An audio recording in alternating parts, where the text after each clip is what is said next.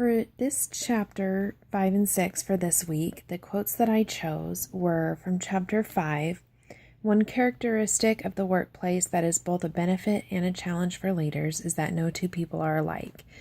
And I think the author is saying, you need to get to know who your employees are and not just put a generic characteristic on all of them, that everybody relates to things differently, everybody learns things differently, and so you need to really get to know each and every employee. And once you are able to figure out each employee, you know how to manage that person and how well they work and how they work. The other quote from chapter 5 that I chose was on 5.1.2, and that's being aware of your social style and the social styles of others allows you to adapt your communication, which enhances your ability to be effective.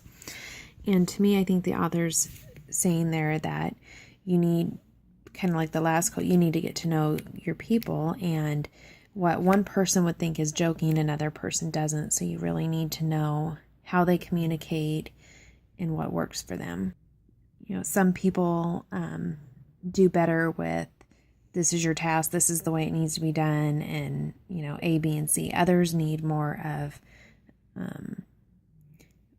not so much hand-holding, but step by step, and they can't just get 5 things thrown at them and know what to do. They need more one at a time, and it's their approach. Sometimes, if you raise your voice or if they talk too fast, they aren't able to understand and it becomes an issue. So just knowing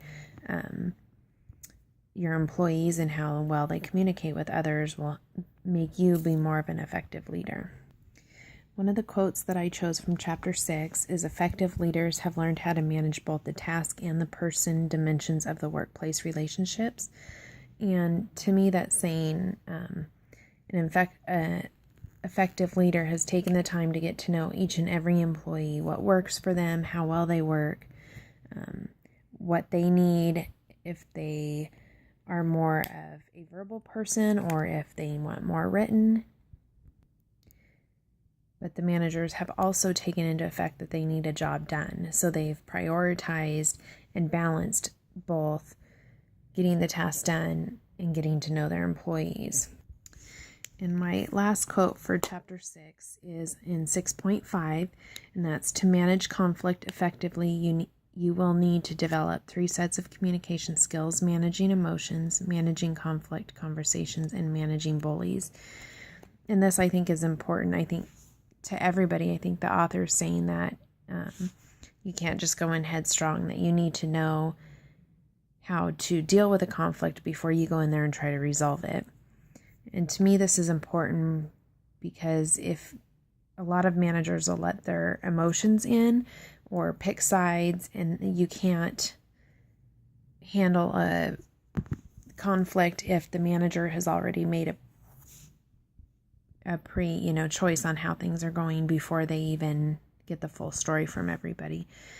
So they need to learn to take their emotions out of it and their personal feelings with each person and be able to take in the information, the facts, and be able to put an answer together or a conflict resolution together with the right process, and without ganging up on one person or one person feeling that they've been ganged up on. If they can go in there and organize the meeting and organize the information and be able to